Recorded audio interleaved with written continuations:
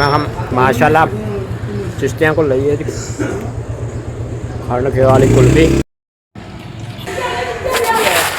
जल्दी कर जल्दी आ भी लगे चढ़ जा पास थोड़ा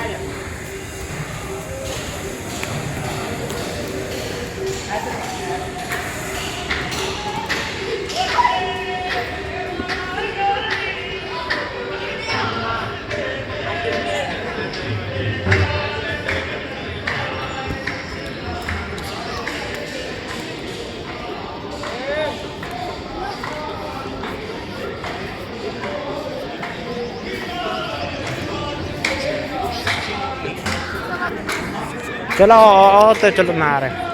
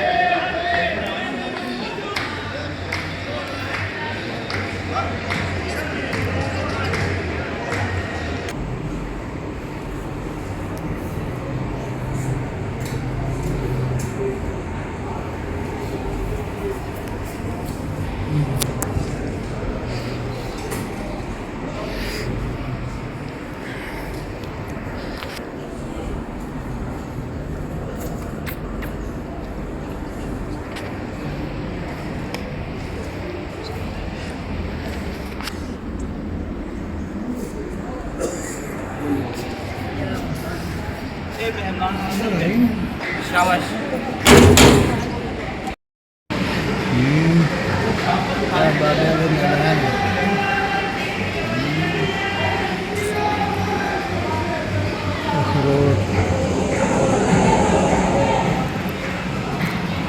अंजीर अंगूर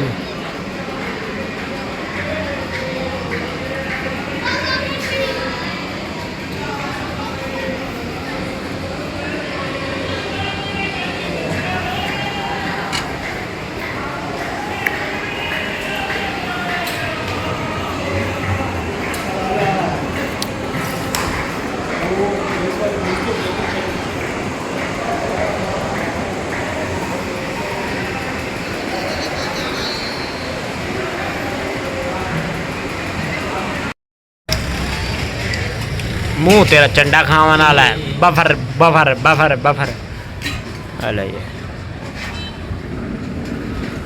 खाना ये ठंडा ठार गोला खंड के वाला पतीसा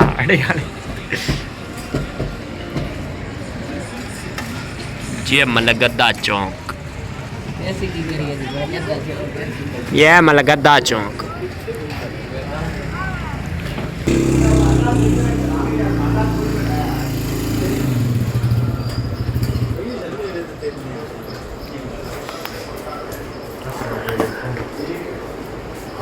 वालेकुम सलाम।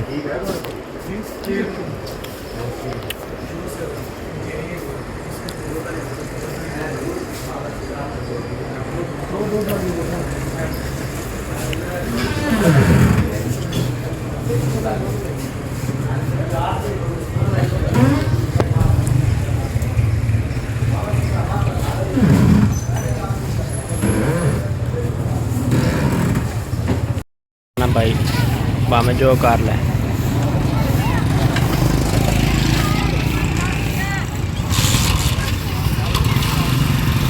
ये ले खा रहे हैं जी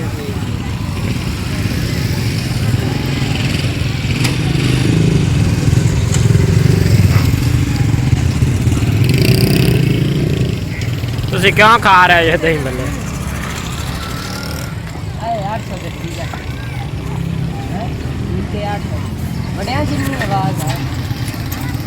केड़ी जे 800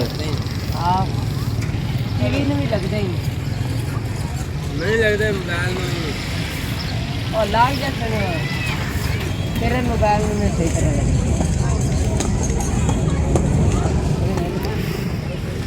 50 रुपए पैक कर दे भाई।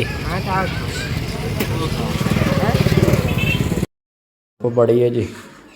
ਜੋ ਆਟਾ ਤੰਦੂਰ ਤੇ ਲਵਾਉਣ ਚੱਲੇ ਹਾਂ ਰੋਟੀਆਂ, ਮੈਂ ਤੇ ਅਰਸਲਾਨ ਸਾਹਿਬ। ਅਰਸਲਾਨ ਬੂਆ ਖੋਲੋ ਤੇ ਉੱਥੇ ਅੰਦਰ ਮਾਲ ਪਿਆ ਬੈਠਕ 'ਚ, ਉਹ ਵੀ ਚੁੱਕ।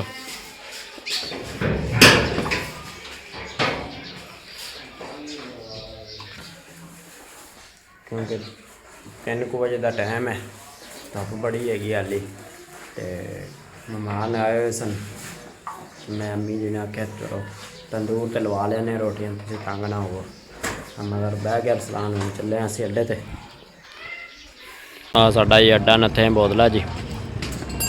ਆ ਅੱਡਾ ਨੱਥੇ ਬੋਦਲਾ, ਬਿਲਕੁਲ VIP। ਆ ਲਾਜਪਾਲ ਹੋਟਲ ਤੇ ਆਏ।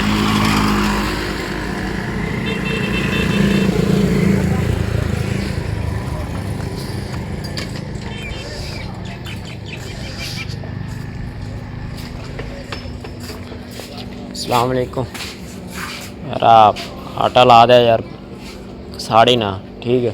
वीडियो बना वे ब्लॉग है, कोई मसला नहीं, ठीक है। VIP करके बनाएंगे। आए भाइया ने कह दिता यार रोटियाँ साड़ी ना नॉर्मल जी लावें कि मैं कर दिया पकदियाँ। मौसम अनेरी वाला बनाया खड़ा जी। रात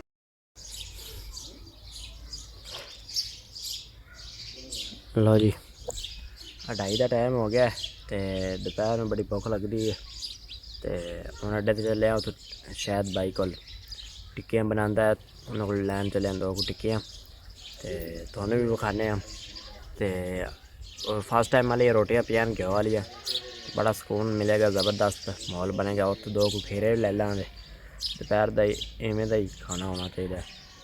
तो और मैं हम चलिया अड्डे। तुम लगता है कोई हनेरी या बारिश आवे दी। ते मौसम बड़ा ठंडा जो बनया खला, प्यारा प्यारा। मस्जिद वाला व्यूज़ चेक कर लो तुसी, माशाअल्लाह।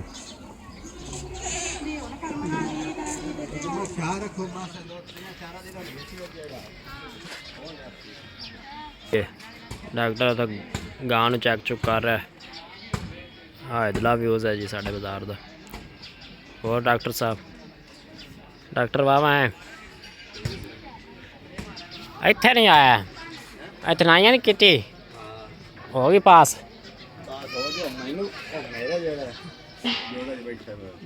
ओ पैसे नहीं देंदा ना ये व्लॉग शाम का, फिर हूँ इस टाइम का व्लॉग तो चढ़ नहीं।